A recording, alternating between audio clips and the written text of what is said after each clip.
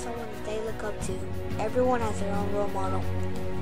Some people admire athletes, fictional characters, or movie stars. Typically, an idol that one has exhibits characteristics of bravery, courage, heart, love, and strength.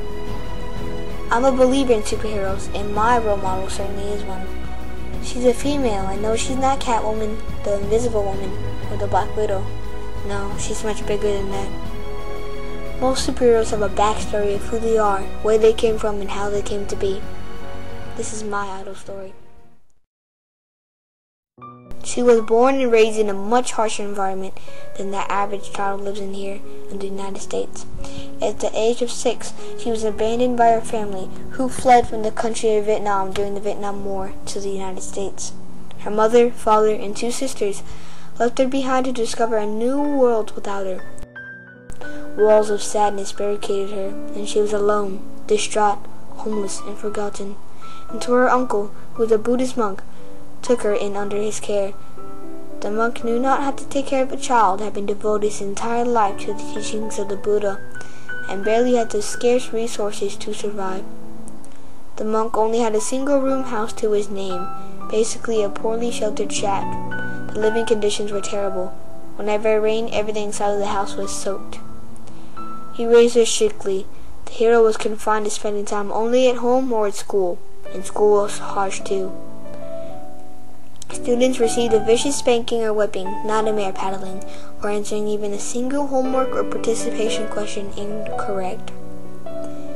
The hero was a straight A student, but even she had scars left to show on her knuckles, back, and butt from when she was punished in school. Respect wasn't on a two-way street. Students had to show respect for their elders and teachers, but the teachers treated the students like animals.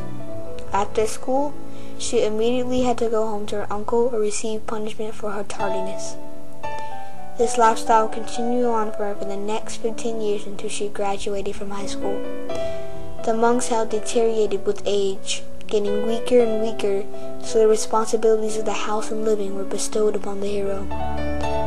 During her time in her mother country, the hero only received one letter from her family, a letter that even then lacked the hint of care and love. However, despite being abandoned as a mere child by her family, what drove her not to fall into the abyss of depression and entrapment and a life full of despair was her optimism, her pure belief that things can and will only get better, and that her family was on the other side waiting for her with open arms. By the time she was 21, she was granted free to travel out of the country by the government, so she set her sights on freedom in America, a new beginning. The hero traveled to America by boat, a month-long voyage. Her expectations were ruined when she didn't receive a warm welcome to America from her family. Instead, she was forced to take care of her newborn nephew and work with her mother in her hair salon. She faced harsh discouragement from her mother and sisters, hearing them tell her that she would not amount to anything and that sending her to college would be a waste of time and money. For a couple years, the hero resided in a new hellhole with her family until she met and married a man, my father. From then on, she only looked forward and shared a life filled with great values with her family. My hero is my mother. My mother taught me how to live life gratefully and not to take life for granted. The little things in life are worth living for, and giving is the most important investment for your soul. Peace and happiness comes from within, and my mother showed me that. I respect and love my mom with all my heart, and I want to make her proud.